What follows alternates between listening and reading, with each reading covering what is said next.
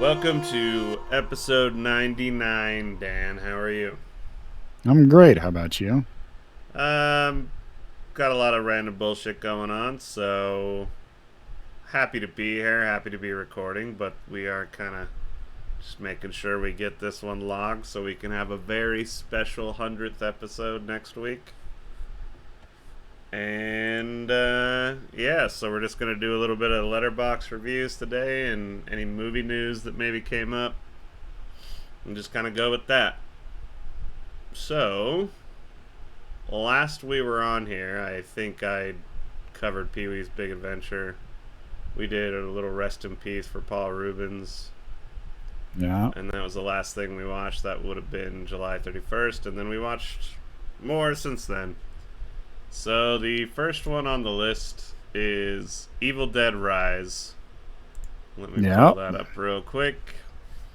3 siblings find an ancient vinyl that gives birth to bloodthirsty demons that run amok in a Los Angeles apartment building and thrust them into a primal battle for survival as they face the most nightmarish version of a family imaginable. This came out this year, directed by Lee Cronin, who I think is a fairly new director. And it is the 5th Evil Dead movie in the series. And I gave it 1.5 stars out of 5, and I didn't like it. How about you? I'd probably give it a 2, just because I liked some of the cinematography, and yeah, that's about it.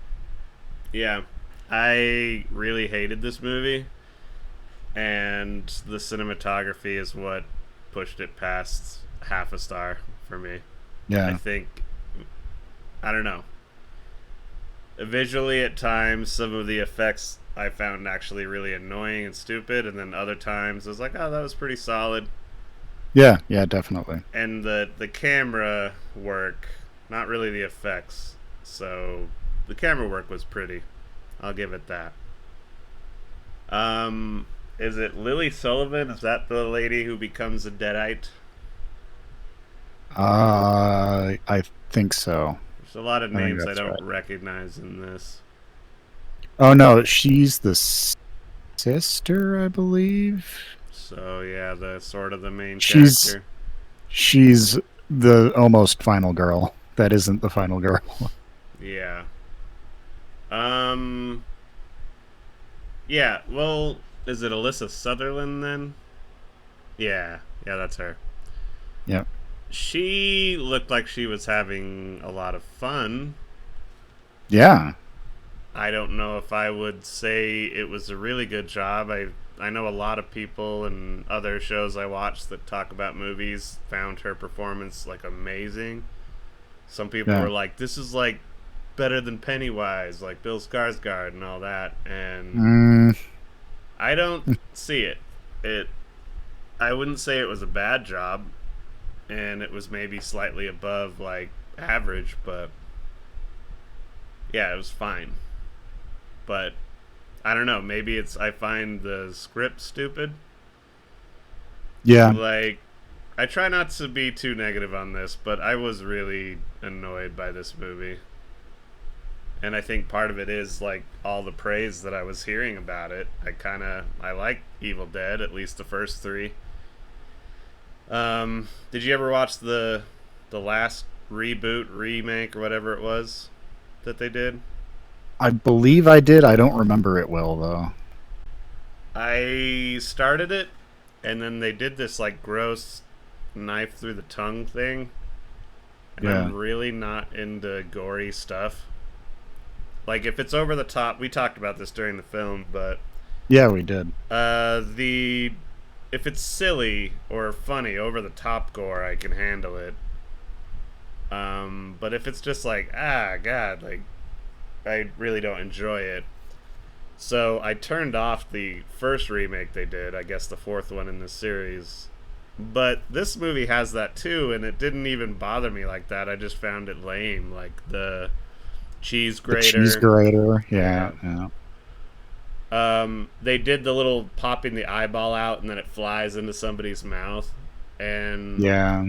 one thing worth mentioning about that is there's stuff like that that exists in Evil Dead 2 and Army of Darkness, but I think the practical effects nature of it is what sells something like that. When you just create a silly looking CGI eyeball and make it fly into somebody's mouth, it just doesn't really work for me. A movie that was Sam Raimi, what was that? Not From Hell, Drag Me to Hell. Yeah.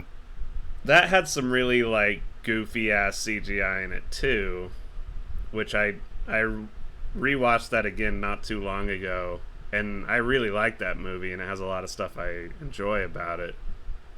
But even there too, like when it's the CGI over the top gore, for some reason it doesn't work for me, and we even discussed that with our Stephen King 2004 Salem's Lot that we watched last night. Is just that, Yeah. at least speaking for myself, I don't know what it is. It's like something in the subconscious that you like recognize when it's like a real physical thing. So even if it is like a smoke machine on the outside of a window and it's like blowing and this guy's obviously on wires, your brain likes that and accepts it. Whereas if it's just bad CGI, you're like it just makes you so aware that you're watching CGI and takes you out of the moment. I don't know what it is, but Yeah. Yeah. I think that is what's effective about old Evil Dead and not effective about this one. But Yeah. yeah. Speaking of the director, I didn't know he did this movie until after we watched it, but I watched Hole in the Ground, which apparently was his other, major thing, probably got him this job. Yeah. And I thought it was a lot better than this, but it's rated lower. Interesting. Just it seems like audiences really like the Evil Dead franchise, I guess. I really can't explain why this got so much praise. I think it is that. Just there's suckers for the Evil Dead thing that they'll just accept whatever. Before we continue, your mic's doing a little bit of a staticky thing. Is there any little thing you can do to adjust that? Yeah, let me see. It's not too bad, but if we can adjust it, that'd be nice. I imagine for the listener.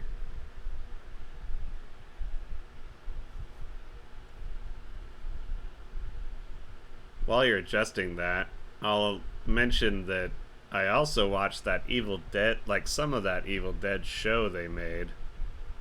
I think that was Ash versus Evil Dead or Ash versus the Evil Dead. And that had a lot of the style and bombastic nature of the original trilogy. And I thought it was pretty good. I just kind of stopped watching it because my access to it was limited. And I don't know. I think that that's probably the route that they've talked about, making another Evil Dead movie with Bruce Campbell.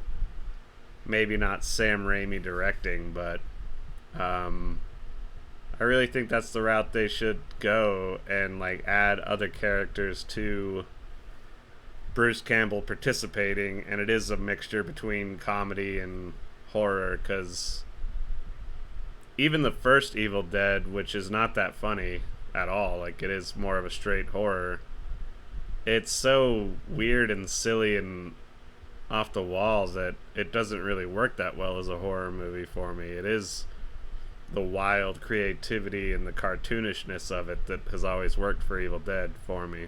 And in this, it's just, it almost felt like the modern horror of like The Conjuring or something, with like slightly more of a dark humor twist, but just like not enough. You there?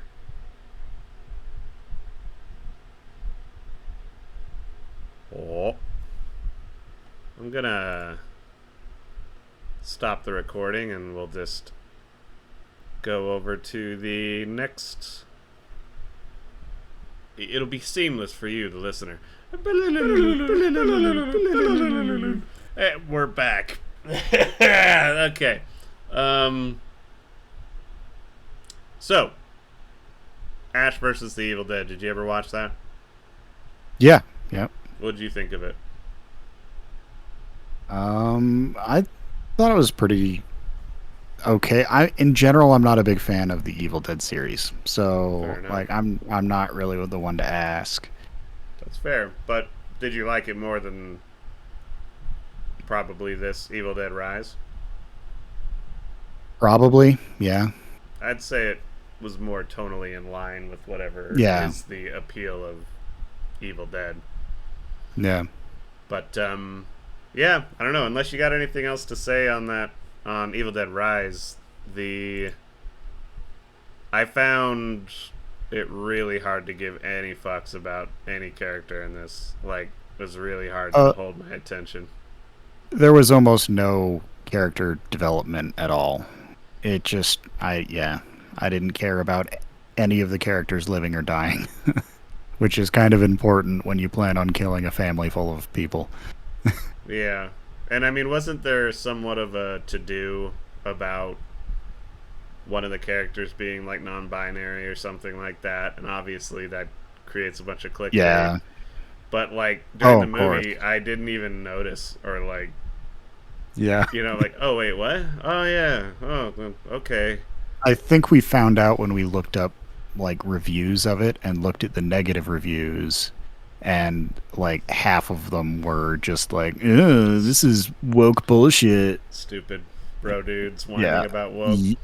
Yeah, and that is absolutely not what I had a problem with this movie. I just didn't think it was very good. I didn't even fucking notice it. Like, oh, okay.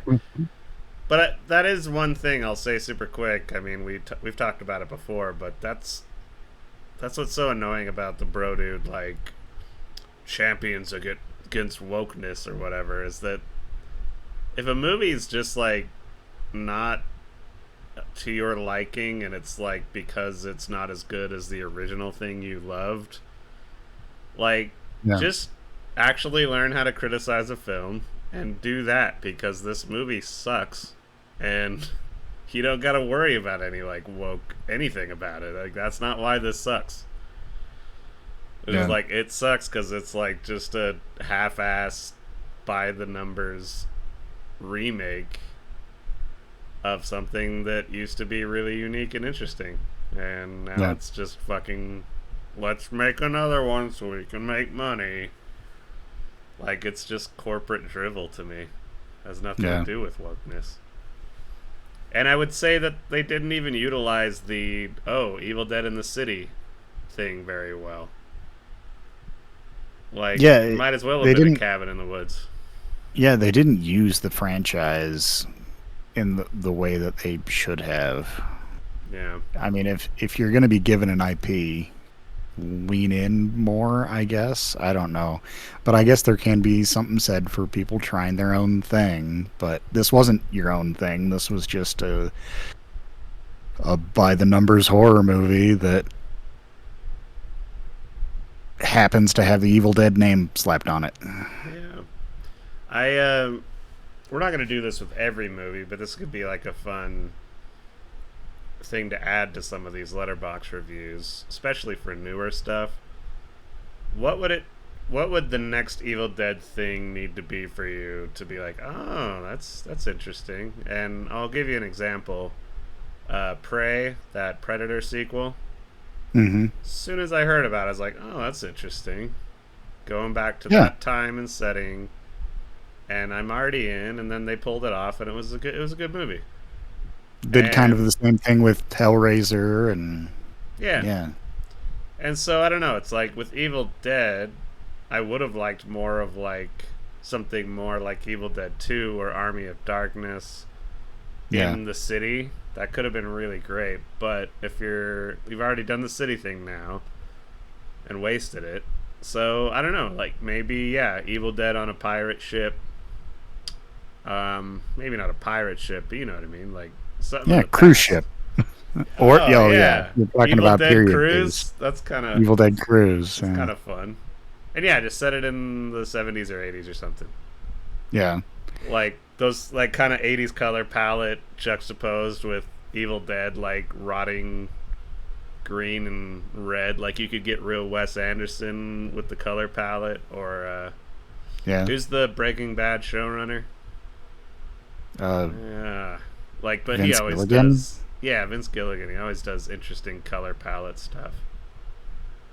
Because that was part of this too. Is it's like if I was doing Evil Dead Rise, I would have put it in like a bright white modern apartment building, like those really generic ones that they keep tearing down all these old homes and putting up new ones that almost look like Lego blocks. yeah. Like, yeah, I don't know. I'd do something more visually interesting and like contrasty with what the Evil Dead is and what it will do. But is that everything on Evil Dead though? Yeah, I think so. I don't have much to say about it really. It was just I didn't absolutely hate it. It just I don't know. I didn't see the point in making it. Hmm. Well, luckily we moved on to another movie that I hated more than Evil Dead That's Rise, true. Yeah. and it makes you appreciate it a little bit more. This is definitely one of these like isn't like Vegemite from like the bottom of barrels. It's like scraping and just like something nasty like that. Like this Marmite is the Marmite. leftovers from brewing. Yeah, this Like is brewer's Marmite. yeast basically. Yeah. This is like really bad Marmite too. And this is Legally Blonde's, I think, the third film in the Legally Blonde series. Moving I don't from know Go ahead. I don't know if you can qualify it as in the Legally Blonde series. Like, how I did they get the well, rights? I don't. we'll get into that. I'll read the plot real quick. Moving from England to California, the youngest cousins of Ellie Woods see, it's already connected. Yeah. Must defend themselves when their school's reigning forces turn on the girls and try to frame them for a crime. This came out in 2009. It was suggested by a friend of ours. I'll leave him nameless because I am going to shit on this. And he convinced himself that he kind of likes it and kind of blew my mind a little bit.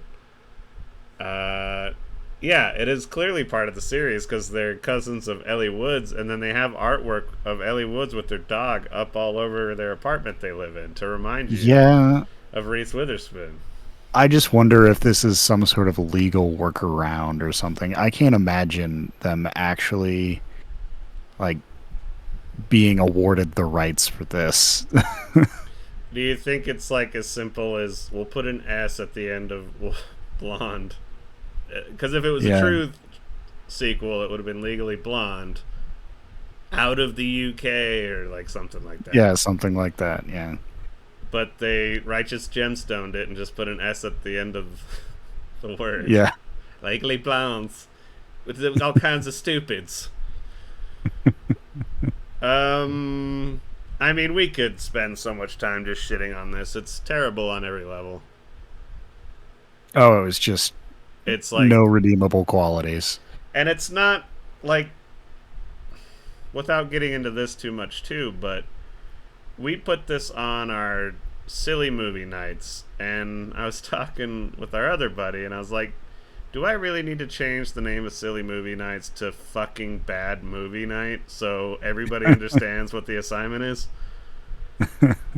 Like, we're not watching stuff that's like garbage that you kind of like. Like, we're watching shit that is made seriously with the intention to be a real movie and then end up being terrible and thus kind of like funny or hilarious because it's like, who the hell thought this was a good idea? Perfect examples are The Room, Neil Breen movies, Robot in the Family, all kinds of 80s action movies that were just like ill-advised and filmed on a VHS camera. Yeah.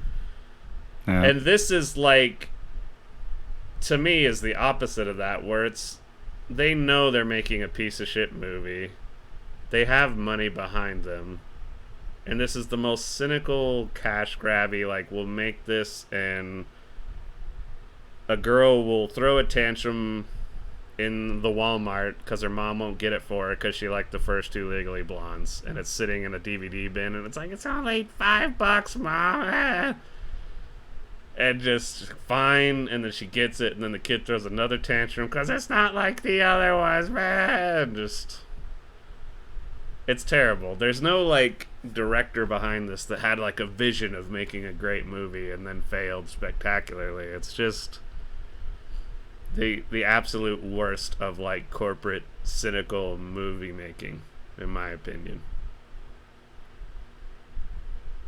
This is very interesting. Looking at the IMDb, Amanda Brown, who has a writing credit on Legally Blonde and Legally Blonde the Musical and Legally Blonde 2, is credited. I wonder how she feels about that. Yeah, I don't know. Directed by Savage Steve Holland. His name's Savage Steve. Oh, and he's got bleach blonde hair and a goatee. Yeah, so he knows what he's doing. He did a National Lampoon's Ratco movie. I mean, every movie he's done is that shitty, straight-to-DVD, garbage DVD bin at Walmart movie. Yep. And that's not what we're looking for, and I mean, and that was the thing, is like we were trying to get to a point where it's like, this makes me appreciate some of the silly ass Disney movies we've been watching, because those are bad, and they probably shouldn't go on bad movie night. It is almost separate at this point, because that is different. It's not The Room, and it's not Robot in the Family. It is like these weird Disney comedies all have this weird through line where it's like they're kind of charming but also like really fucking stupid, but like there's actually interesting choices being made by some of the actors, but it's just put through that Disney family friendly filter, so like there's weird subtext to stuff. It's almost like the dicks getting drawn into Little Mermaid. Yeah. It's like there's something weird and subversive underneath this like family friendly content, which is what makes those so much better. So tried to point that out, and like there's none of that here with Legally Blondes. It's just fucking dreck. Yeah. But you know that we're gonna have to like reformulate that, the bad movie night. But I do think even watching this stuff, it's important to watch stuff like this because it does create a menagerie of like things you've seen. So when you do see stuff like Evil Dead Rise, you're like, I'm glad it's getting made, even at that level. Yeah, it widens the scale for sure. This one is way, way at the bottom end, and I didn't know that the depths of that bottom end existed. Yeah, it helps. It does. It helped me. Like, you know what? Maybe Horse Sense is actually kind of funny to have a couple beers with your buddies and laugh at it. Like, yeah. Like, I could not make myself laugh at this Legally Blondes movie. It was like, this just pisses me off. And I think we'll just leave with that. Move on to a good movie. You have not seen Air yet, correct? I have not. I gave that 4 out of 5 stars. It's a very good, very solid, cheesy biopic movie. And I'll go ahead and read a couple reviews if I can find some nice short ones. One person gave it 4 stars. Tyler on Letterboxd. This is basically Moneyball for sneakerheads. I'd agree with that. It is like a more, almost like a Disney version of Moneyball. Yeah. And then this one person gave it 2.5 stars. I was so nervous that the company Nike was going to fail. Like, which, that is definitely worth mentioning, is that is the feeling you kind of walk away with if you're more of our mindset, to be like, yeah, that was a great movie and great acting, and it has like snappy dialogue and moves right along. Great soundtrack, although that's overdone. Like, somebody in one of these reviews, like, I totally, like, how was I supposed to remember that this takes place in the 80s? They keep playing hits from 1984. Like, how am I supposed to know? Like, obviously being cynical, like, it's just every minute they get, there's a great 80s song drop. And just all 80s, 80s, 80s, 80s. So, it's nostalgia. It's this one guy having a vision for something, and people don't believe in him, but he knows what he's gonna do. And by the end of it, it's just like, yeah, but it's fucking Nike. And it's a sneaker deal. Like, am I supposed to, like, give a fuck about this struggling, like, guy that has a pretty fucking sweet gig, and he's like, oh, he's gonna lose his job if this deal doesn't happen, but you're like, yeah, it'll be fine. It's like, it's really hard to, like, kind of figure out, like, why you give a fuck, but it's like, it's effective at trying to make you give a fuck. And I at least am intrigued by I didn't know that about the Air Jordan deal. So it's very light history, kind of intriguing, and it's very well directed by Ben Affleck. Guy's a good director. I've still never seen Argo or what was that other one? I think it was right before Argo. It's like Bank That Heist. Ben Affleck did? Yeah. I'll pull it up right here. The Town. Yeah, I've seen The Town. I heard that's pretty good too, but I just never seen it. Yeah, Boston area kind of heisty movie, but, you know, with community drama. Yeah. Yeah, I think he's pretty solid. Way better at directing than acting, although I don't think he's as bad of an actor as a lot of people say he is. I think he's all right. I mean, I wouldn't say he's like a top tier, you know, No. best actor, but he's all right. I think we're all kind of waiting for that one movie he does. We're like, oh, wow, holy shit. Yeah. Like, he hasn't done that yet. But I mean, I love him because he plays such a specific type of guy. Like, I love him in Gone Girl. And Yeah, he's great. I thought his Batman was pretty fucking good. Like, Yeah. the movie he was in was not good. Yeah. But I thought Batman was good. his Bruce Wayne was really good. I don't know if I liked his Batman as much, but that's Oh, another yeah? conversation. Can you elaborate on that a quick, like just a little taste? Well, Batman and Bruce Wayne are different characters, and you have to be able Sure. to play them both. And I think he did a much better job of playing Bruce Wayne than he did playing Batman. What was your thing with his Batman? I mean, it was all right. It just wasn't very menacing or anything. I mean, I guess there's a ton of different flavors of Batman through the Sure. years and different writers and all that. But Yeah, we might have to have a big old Batman episode sometime. Yeah. We could definitely dive into that. After that was another one we both watched. yeah, It was a Japanese film, Baby Assassins. Chisato and Mahiro are 2 high school girls who are about to graduate. They also happen to both be highly skilled assassins. When the organization they work for orders them to share a room, the relationship between the pair quickly turns sour.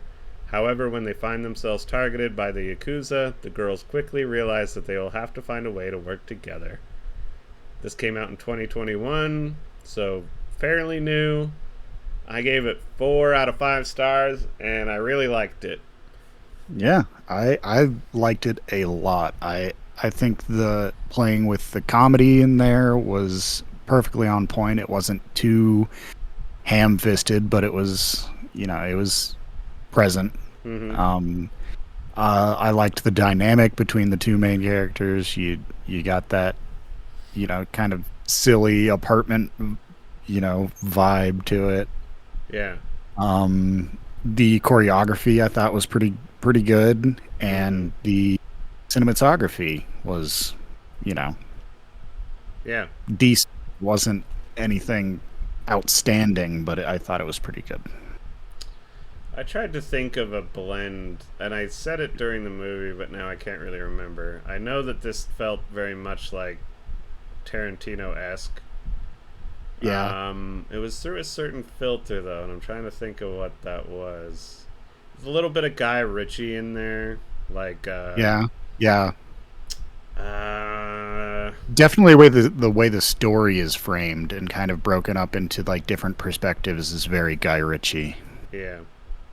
Well, and just like the casual humor and like moments of like really blunt but intense violence. Like there's that Yeah, Tarantino-ness of it, man. But whatever it was, if I can think of it while we're talking about it, I will. But while it has those elements, it's also this cute, like coming of age friend thing, like yeah, yeah, almost like super bad, but with like cute yeah, teenage Japanese girls. And one of them's like more like actual like cute extrovert type, and then the other one's like, I'm just an assassin and I'm not good at anything else, and yeah, like kind of more introverted and tomboyish. Man, but yeah, so it, like I don't know, it has almost that like buddy comedy, but from a female perspective, obviously Japanese hmm, female perspective. Um, but yeah, with like some Guy Ritchie Tarantino flavor. Like I feel like my rating could go up to 5 stars on a repeat viewing. yeah, I felt like there was just a little something that wasn't like completely holding me in the movie the whole time. But I don't know. yeah, That at times can always be just the night you're watching it. Maybe you're a little tired. yeah. Like whatever. But I don't know. In fact, I'm gonna change it right now to 4.5, and then kind of next time I see it, I could see it either going back down to 4 or up to 5. Kind of, it's hard to tell. Yeah, I'm really struggling to find something to be like, yeah, I wish they didn't do that or anything. Like it, I I think, think all yeah, the choices were solid. it all boils down to, did I think it was paced amazingly? Yeah, And it's like, no, I think that there's a couple like moments of like dead air, but not much, like hardly any. And it does come down to that point where it's like, well, what would you take out or put in or change? And I'm like, I can't think of anything. yeah, So sometimes, yeah, like a movie will naturally have that, and yeah, I don't know. I know that there's films that like keep me sucked in through the whole thing, and this yeah, one I found myself kind of like looking away from the screen at moments, but maybe that could also be attributable to um, maybe just culture difference. Like yeah, certain things they're definitely. hinging on, I'm just like not totally getting. Yeah, So I'm like, that was odd. Whereas if I was Japanese, maybe I'd be like, oh my god, that's awesome, or oh, I totally get that. Um, who was? There's a bunch of people in this that I don't know very well. Who was the main villain lady? So I guess um, yeah, she was the main villain because you think it's gonna be the Yakuza boss, and then he's like kind of gone at some point in the movie. I have no spoiler there, but she was my favorite. She's like the Yakuza daughter or something. Yeah. There aren't any photos in IMDb for any of these people, and a lot of them are doing stunts and voice acting on other movies rather than So Letterboxd is pretty good. They got a lot yeah. of pictures. Nagiko Tsuji, I believe, is her name. And like, I don't know if she would immediately appeal to everybody, like if you're an American watching the movie, but she's like a great kind of. That was another Tarantino-y thing about it. It's like she's like, oh, she reminded me of a great villain like Hans Landa Hmm. from Inglorious Bastards. It's just she's this like weird, super colorful, giggly Japanese yakuza girl, and she eats up the scenery, and just I Yeah. love every minute she's on screen. And then I liked both the leads, but really liked and sort of identified with the tomboyish introverted one. Yeah. Yeah. And yeah, there was the sequel, and we're going to be getting to that at some point in the not too distant future. Anything else on Baby Assassins? No. Highly recommend it. Go watch it. Absolutely. Then we got to the death of Stalin. When dictator Joseph Stalin dies, his parasitic cronies square off in a frantic power struggle to become the next Soviet leader. As they bumble, brawl, and backstab their way to the top, the question remains, just who is running the government? This came out in 2017, directed by Armando Iannucci, and I gave it 4.5 stars out of 5. I loved it. This is the same thing as Baby Assassins, where that half star at the end is on a repeat viewing. Could easily go all the way up to 5 stars, or maybe down to 4, or just stay where it is at 4.5. What do you Yeah. think about the death of Stalin? Oh, I love this movie. We were talking about comedies one time We've been and talking how about it a they're lot lately, we actually. have and just how they modern comedies just aren't great, and older comedies don't seem to age well. And we were talking about like what's the last comedy that you saw that you really really enjoyed, and the first thing I came up with was Death of Stalin was the last comedy that I Mm-hmm. really really liked. And I don't even know if you can call this a pure comedy because it's not, but it's It's dark comedy, political yeah. satire. And I think part of what we've been talking about with the comedy thing is that in order, usually, and I don't even know if I could think, well, I could, but we'll get into that at some other point. Uh, in a lot of cases, in order for a comedy to like maintain throughout the years, I think it needs some other genre mixed in there with it, or have like a really solid premise. Yeah. Something that is fun to engage with and think about beyond the jokes and the humor. So I think that is why like political satires, dark comedy about some heavier subjects, dramedies, all Hmm. tend to hold up and work really well. And then yeah, like we'll get to one that's like pure straight up comedy, and it's just like oof, like that does not age at all because well, like it ages too much. I mean, is that yeah? Hmm. It's just like it has nothing to really say that's of any value or long lasting value. And but we'll get into that when we get to that film on this list. But the Death of Stalin itself, it is obviously more comedy than drama, but Yeah. it has its moments that are very fucked up, and it's very tongue in cheek with that. And so this isn't something you watch to learn about what happened after the death of Stalin necessarily. It's more of a commentary on that type of like dictatorial power and not being able to question who's in charge. Hmm. And I think obviously released around the time Trump was elected on purpose.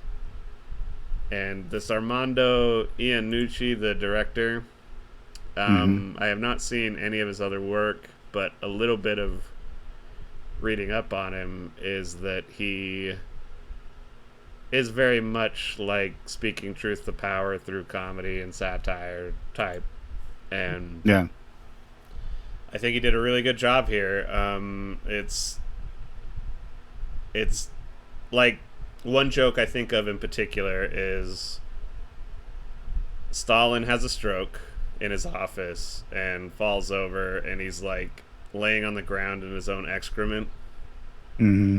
And they keep coming in one by one, and they have to feign like, "Oh, our dear leader, oh God," and like kneel down and like cry on him, but oh God, like they get it on their knee or their suit, and then it's like that's all like built upon like because Steve Buscemi, he plays Khrushchev, right? Yeah, Khrushchev.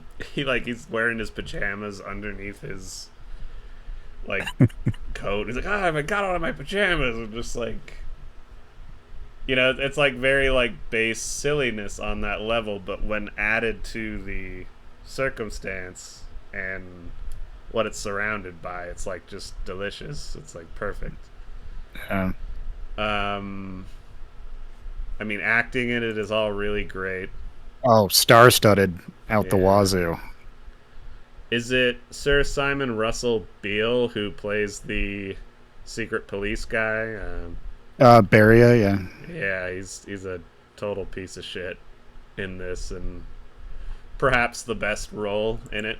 They all do a great job, but he really fucking kills it as this evil piece of shit that has dirt on everybody.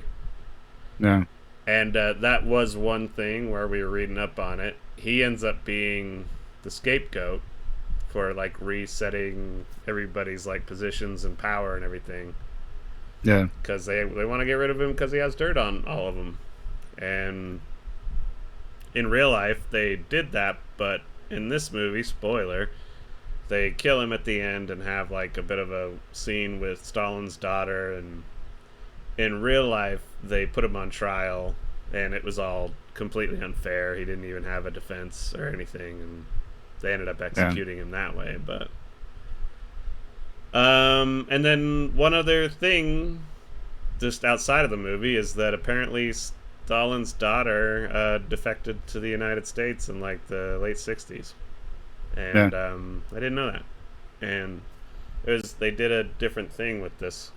And I'm like, oh, that's interesting. I wonder why they felt.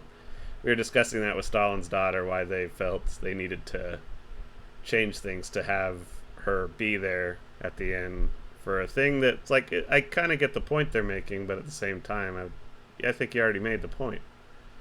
Yeah.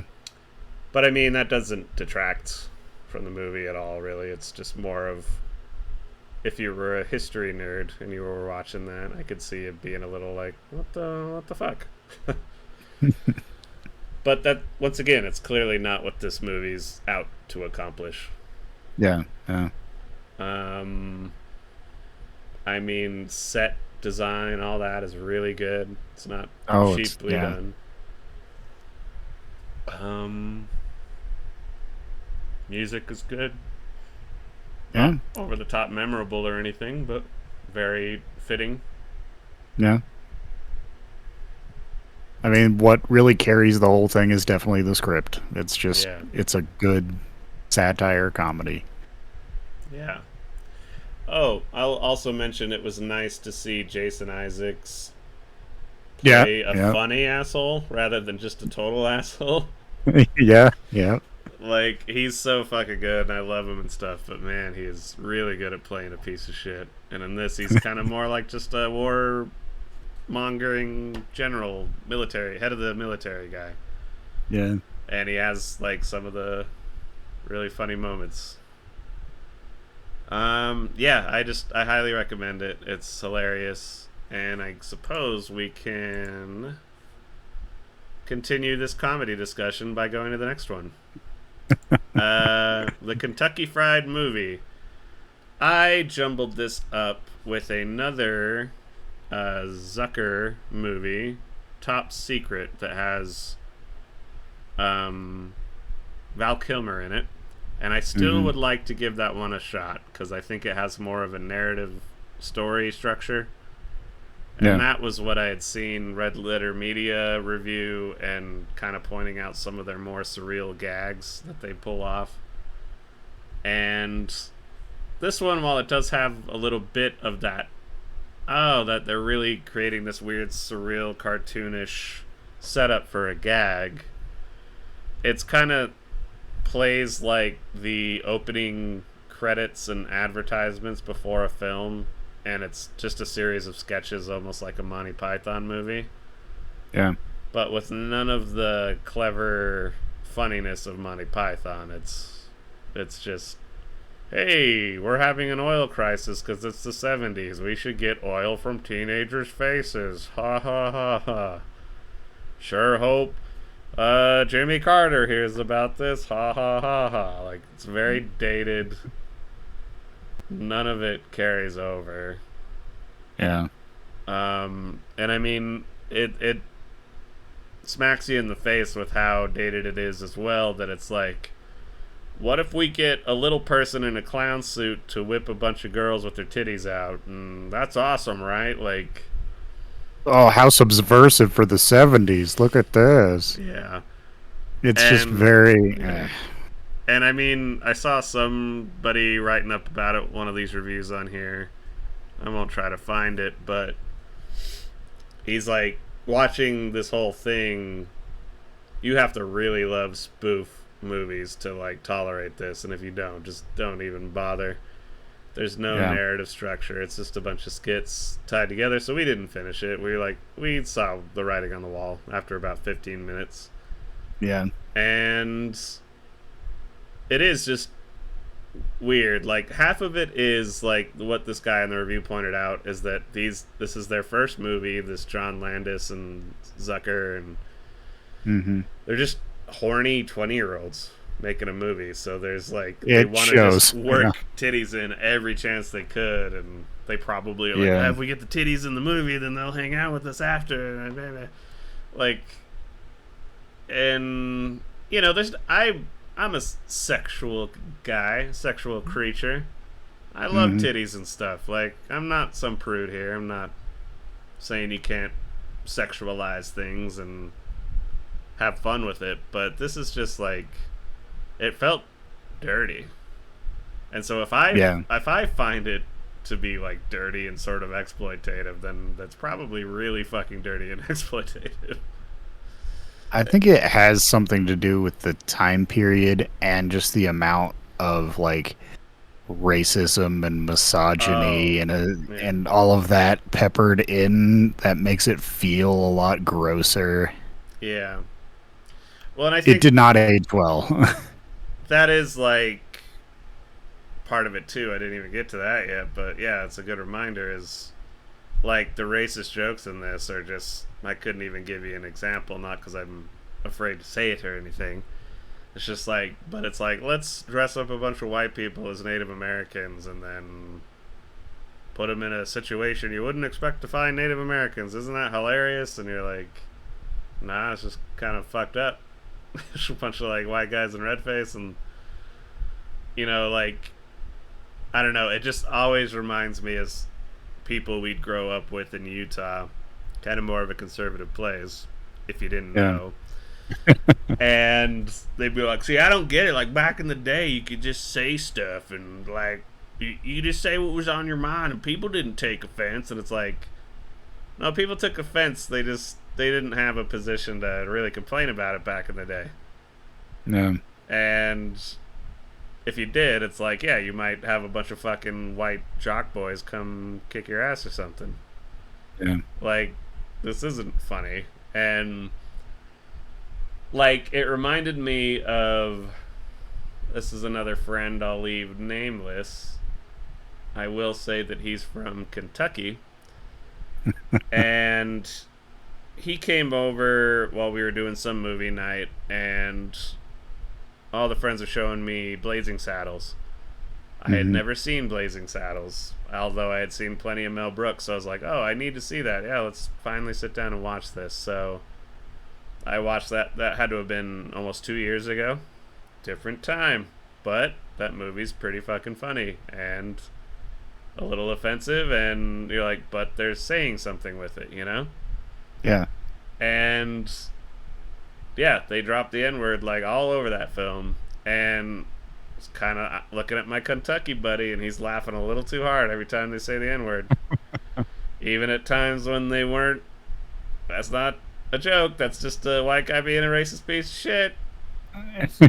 And then he just like says the word, not trying to be offensive or anything, but like he just lets that word slip out of his mouth, and he's one of those guys where it's like, well, I grew up in Kentucky, it's different there, and it's like, No, it's no, not. it isn't.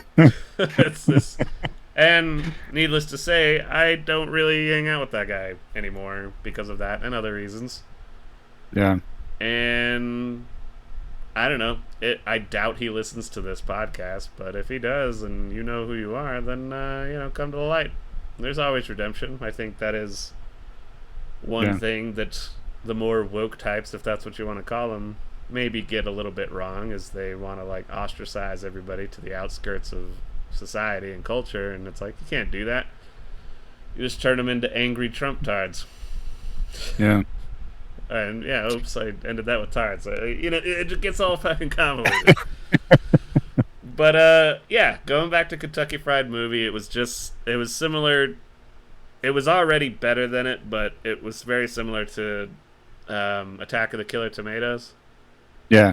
It's just like real one note, offensive, conservative humor that's just like, I don't care what you say, that there's funny. And you're like, no, it isn't.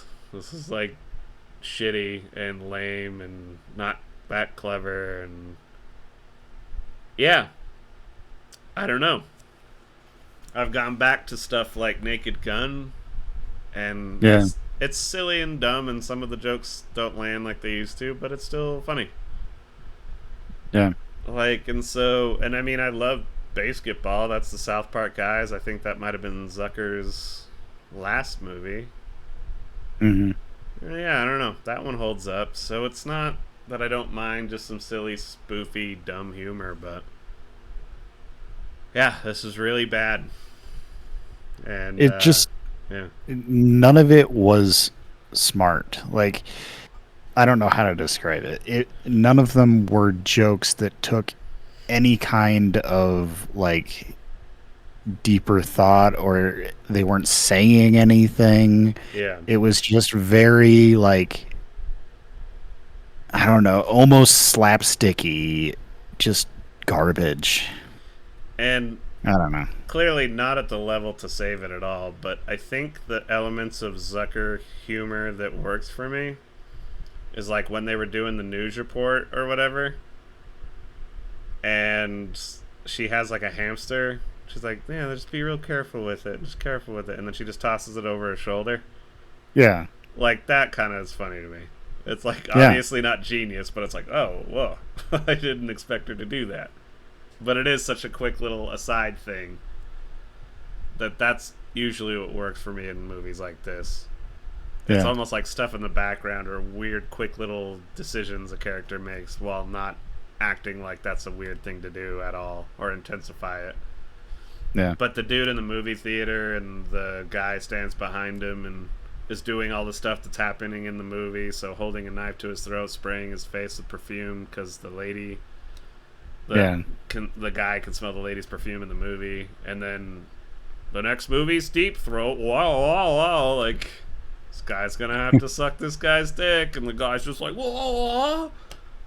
And I don't know. There's a way you could have made that funny, that same premise, but it's just, oh my god, a guy sucking another guy's dick, how insane. It's just like, it's not. And yeah, maybe it is. It's like back in the 70s, maybe that so wild and crazy to everybody, but like 2023 is like, that's fucking stupid. That's it. I'm sure it was very shocking in the 70s. It just doesn't have any of that effect anymore. So maybe they were just banking on shock humor. Yeah, like, it does make you wonder, like, if you were a gay man in the 70s and you watched that, if you're looking at it as oh my god, just like all of society is just totally doesn't get this shit. Yeah. And you're like rolling your eyes as hard as you can, or if it is like, oh wow, they actually put something like that in a movie so people have to see it, and then they're like, hey, I gotta get it somewhere.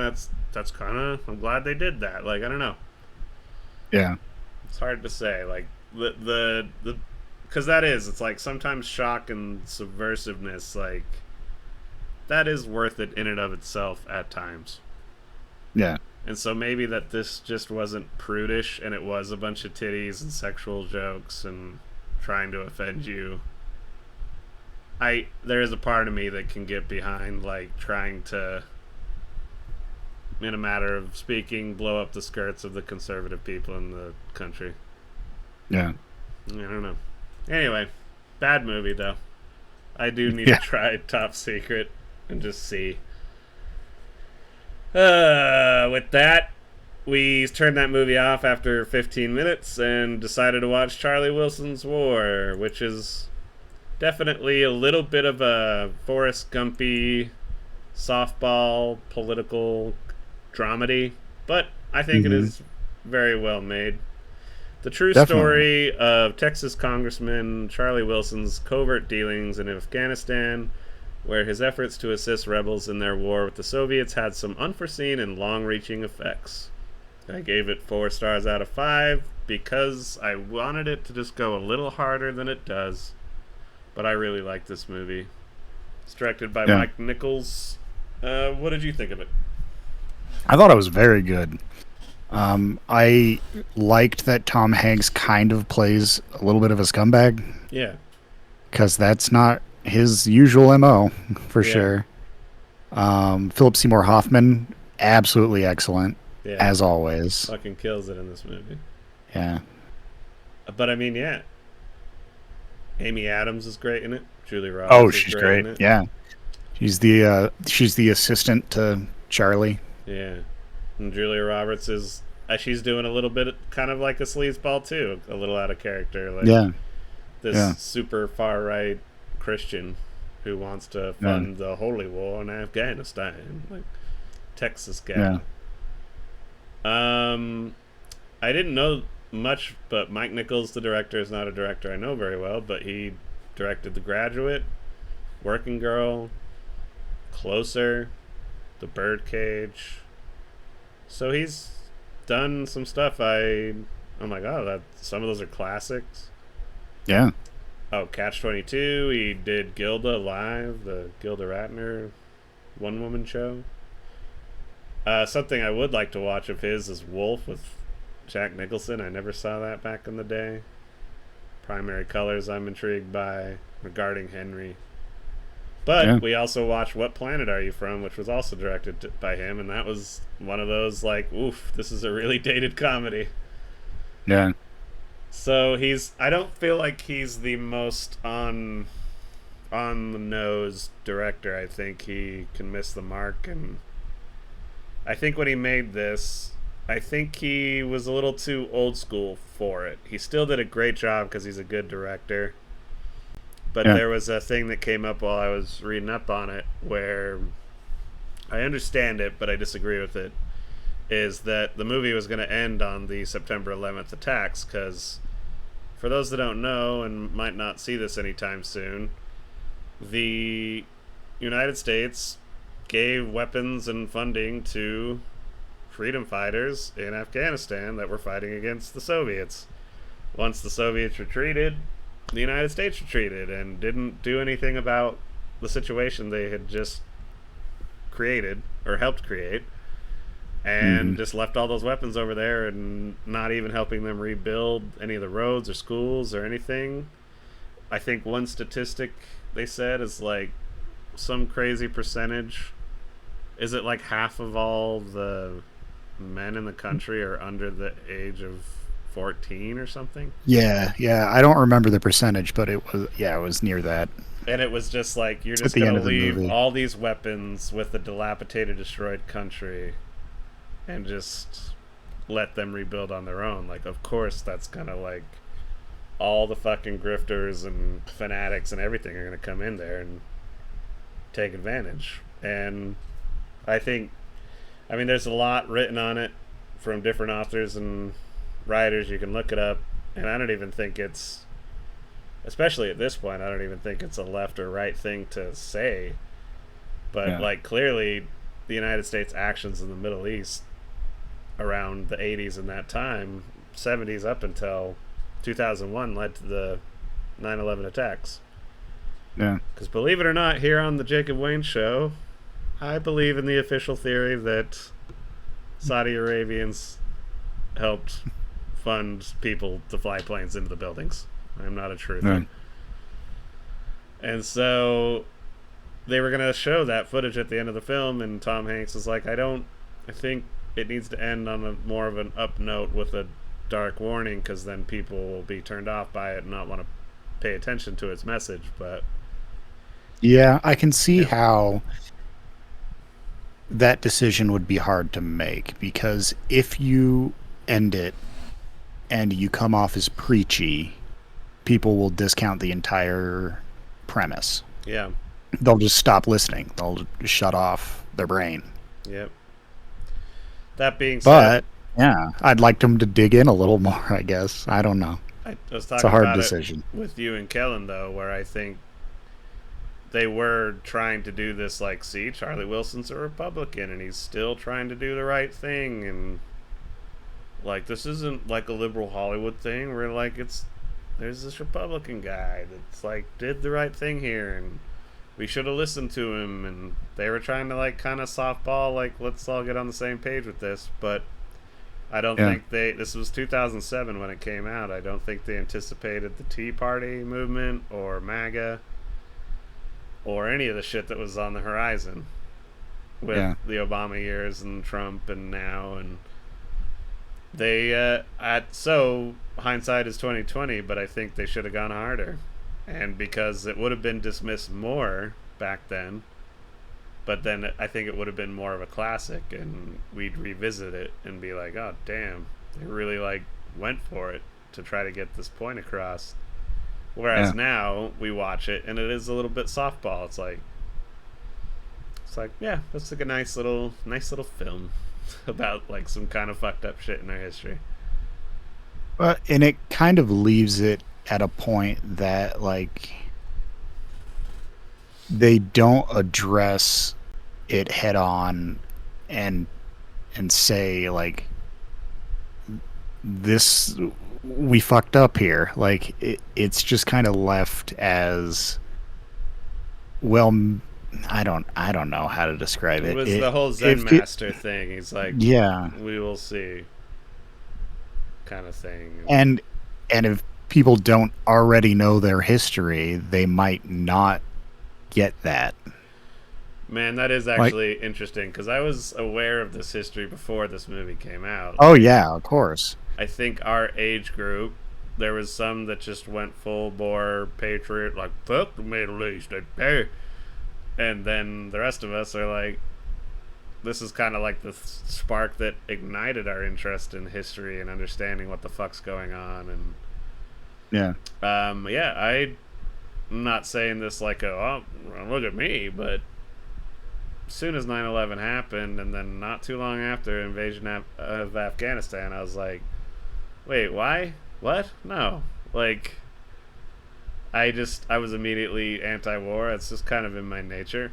But I immediately started researching and looking into it, and read Charles Johnson's Blowback, which Ron Paul told everybody to read at the I think it was 2008 Republican debates. Or might have been 2012, but I'm pretty sure it was 2008. And so sorry, I was kind of long-winded, but I wonder if the person who went into this, like, just more the conservative type and like, oh, doesn't pay attention to it, likes Tom Hanks, went and saw this, is like, he was kind of a sleazeball in that. I don't really like that. I wanted You've Got Mail Tom Hanks. I don't know, but it was still a good movie. It was sweet. I'm glad he got that award at the end. It's like, did you register any of the stuff that led to? Like, I feel like it is on the nose, but maybe for somebody who doesn't know about it, maybe it isn't. Yeah, I feel like that is something that you have to explicitly say. You can't just assume people know their history. And I mean, there is a bit of that to the movie where I don't know how accurate it is that Charlie Wilson really knew his geography and like cultural information, but there's moments in the movie where he's talking to people that are like kind of dipshits, and Hmm. he's like, no, Afghanistan, not Iraq. And then he like does the whole like, he can see the map in his head. He's like, Jordan, Saudi Arabia, Iraq, Afghanistan, Iran. Like, he is, I could see somebody who doesn't know that stuff like feeling like the movie's talking down to him, and it's like, Yeah. no, it's him, it's his character, he knows this stuff, and this is stuff you can know. Like, I don't know, yeah, it was just one of those things like in the 2000s where I think it's funny for me to go back and look at like Hollywood footage from the 90s or 80s and stuff, Hmm. and just hear and just think about how much conservative America feels like Hollywood is this liberal cesspool of sin. And it's like, yeah, but Hollywood was pretty fucking conservative, Yeah. and like had a lot of money and a lot of like government funding for military films, and it is kind of the core of America, like fame and glitz and glam. And yeah, but it's also occupied by artists who are writers and filmmakers, and they tend to be a little more liberal. And when one of your parties gets so much further right and also further away from the truth, and in a position to go to war on false pretenses and all this other stuff, then when movies comment on it, they're like, oh, it's liberal Hollywood trying to attack middle America. And it's like, I feel like movies like this, Charlie Wilson's War, is bending over backwards to try to be like, no, we're talking about the whole country. Like, Yeah. people in power should not be allowed to do this and should do more here to keep the country safe. And they're like, you're talking down to me now? It's just like, god damn it. Like, so yeah, to get back to that main thing, it's like, I don't know, maybe the movie should have just gone harder. Should have Yeah. accepted what the truth is, and like, yeah, if you don't get it or you don't know, then fuck you. Learn more, get educated, dipshit. But that's maybe me talking. Yeah. I don't know. Yeah. Anything else on this movie? No, I don't. I don't think so. Great movie. Highly Yeah. recommend it. Good It's watch. a comfort movie for me. It's one of those the sit in your towel movies. Like if you're in a Yeah. hotel room, coming out of the shower, you're still wet. It's on the TV. You sit on the edge of the bed and just dry off just by sitting there. Yeah. Like, Yeah. oh yeah, this part, and then that part, and then oh, Philip Seymour Hoffman, hell yeah. I'll end this with real quick. I haven't finished it yet, but I'm slowly getting through Guardians of the Galaxy 3, and the MCU is fucking up. Everything I've watched from them is just like, oof, they're getting lazy, and just garbage CGI, lame story structure. Acting is so just hammy and jokey and just non-committed. Yeah. And out of all the MCU movies, the Guardians of the Galaxy is like some of the better ones. And so when I got into this, I was like, damn, this feels like so by the numbers. And it made me a little concerned for James Gunn taking over the DCU and his new Superman. But I think it's more of an MCU thing. I don't think it's a James Gunn thing. I liked the Suicide Squad movie he did. Yeah. Yeah, I don't know. So that's all I'll say with the comic book stuff. MCU needs to like fix their shit. I don't know if we really got time to get into movie news, which is fine. There's not much of it, but I will say that Empire released an article where the headline is Marvel Studios VFX workers vote to unionize in historic move. Good for them. So they're going to unionize. I hope that they get on a strike with the writers and actors. Yeah. because they VFX artists have been mistreated across the board for a really long time, so they deserve to be treated better. And yeah, if that means less superhero movies, but ones made with a little more thought and effort, it's fine by me. I don't know. Anything else before we call it good? No, I don't think so. Alrighty. Feel free to write us at thejacobwayneshow at gmail.com. Tell us what comedy film you think really holds up. And it's like pure comedy. I'll give a little bit of wiggle room there, but I would say this one still is like kind of high premise, so... Oh wait, I got a perfect follow-up though. Groundhog's Day always holds up. Yeah. But that's high premise. But another one of Bill Murray's that always holds up is What About Bob? And that is just straight up silly, funny movie.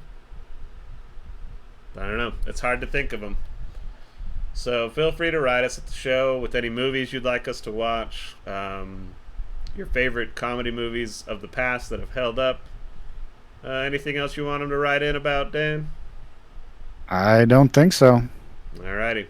Well, good. Next week is the 100th episode of the Jacob Wayne Show. I'll have my buddy Dan for a segment, and then Kellen should be here in Fort Collins, so he'll be able to sit at this desk with me. So that should be fun. I will see y'all next time. Ta-ta! Thank you for listening to the Jacob Wayne Show. If you would like to contact us, please write us at fakkoshka@gmail.com. That is FAKOSHKA@gmail.com. You can find us on Spotify, iTunes, and YouTube. Simply search The Jacob Wayne Show and it should pop right up. Make sure you like and subscribe and leave a review and share this podcast with your friends. Please write us. It helps add content to the show and makes the show even better for you, the listener. Thanks for tuning in.